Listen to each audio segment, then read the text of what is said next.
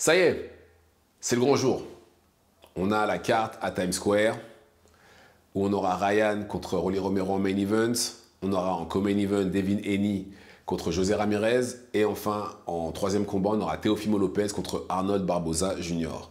Où Teofimo Lopez défendra sa ceinture WBO. Et franchement, encore une fois, merci aux Saoudiens pour ce genre d'événement. On peut dire ce qu'on veut, hein. Oui, on n'aime pas, etc. Bon, même si j'estime qu'il y a certains combats qui nous font... c'est clairement le cirque. Comme par exemple, je suis désolé, mais Eubank contre Conor Benn, c'est un combat de... c'est le cirque. Prendre un combattant de catégorie en dessous, le faire monter pour affronter quelqu'un qui est naturellement plus grand, plus costaud que lui, pour moi, c'est le cirque. Comme Crawford, Canelo, ou prendre quelqu'un comme Francis Ngannou contre... que ce soit Fury, Joshua, ou enfin bref. Après ça, c'est Floyd Mayweather qui a ouvert les portes au grand n'importe quoi. Mais voilà, je pense que maintenant, ce genre de combats-là vont être vont être normaux et on en aura de plus en plus. Mais bon, enfin bref. Mais dans tous les cas, voilà, merci aux Saoudiens pour cette carte-là. Et je pense qu'il va y avoir un upset. J'en vois un, pour moi, enfin, pas vraiment un upset, mais voilà, pour moi, je pense que Teofimo va perdre contre Barboza. C'est vraiment l'upset que je vois ce soir. Parce que tous ceux qui ont donné des problèmes à Teofimo Lopez étaient des boxeurs. Ça n'a jamais été des combattants qui ont essayé de lui arracher la tête ou même qui ont essayé de l'imiter. Non, aucun. Ça a toujours été des boxeurs. Et je pense que ce soir, il devrait perdre sa ceinture. Je pense que Barboza devrait devenir champion ce soir. S'il ne fait pas n'importe quoi, bien entendu. Et en plus de ça, la puissance de Théo, entre 135 et 140, j'ai l'impression que ce n'est pas la même. Il a mis KO, je crois, peut-être une ou deux personnes. Non, même pas, je crois, juste une. Et après, il allait à la décision à chaque fois. Et on a vu justement contre des boxeurs tels que Sandor Martin et Jamaine Ortiz, ce que ça a donné. Et d'ailleurs, il me semble que non. Il me semble que Sandor Martin est gaucher aussi. Et Barboza aussi est gaucher. Donc je pense qu'on risque de voir des choses intéressantes. Et comme j'ai dit, je pense que Barboza devra gagner ce combat-là par décision. Beaucoup de gens pointent du doigt le fait qu'il ait combattu, qu'il ait beaucoup de décisions partagées. Ok, d'accord. Regardez son CV. Regardez qui l'a affronté pour dire ça. Regardez maintenant, voilà, il faut prendre les choses en considération. Regardez qui il a affronté. Il n'a pas affronté personne. Comme par exemple, son dernier combat, c'était contre Jack Catterall. Jack Catterall qui a roulé sur quasiment tous ses adversaires en lightweight. Et Barboza l'a battu. Chez lui en plus, hein, au Royaume-Uni. Je ne sais pas dans quel pays exactement, mais il a battu chez lui. Donc voilà.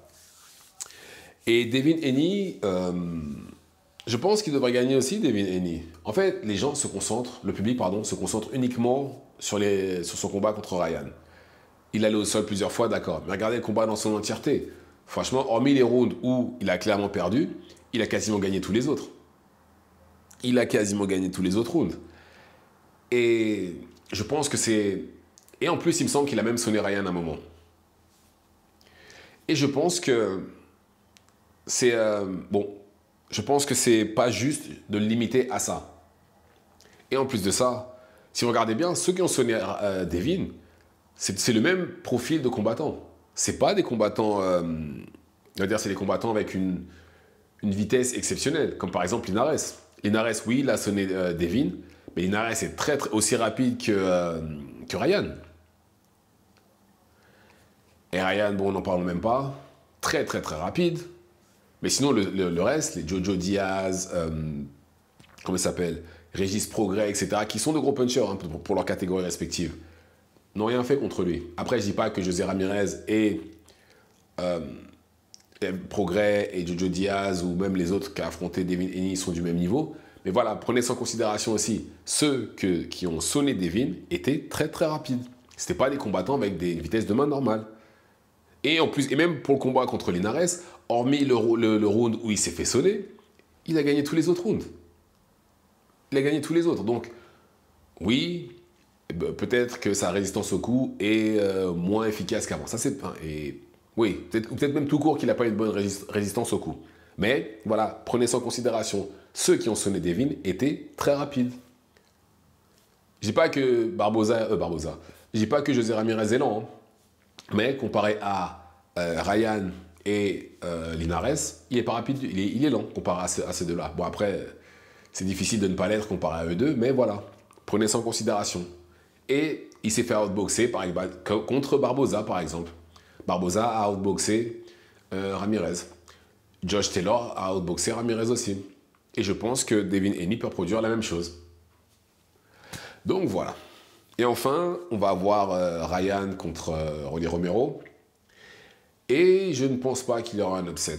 À moins que Rolly, sa stratégie, ce soit de foncer sur Ryan et d'envoyer 14 000 coups par round.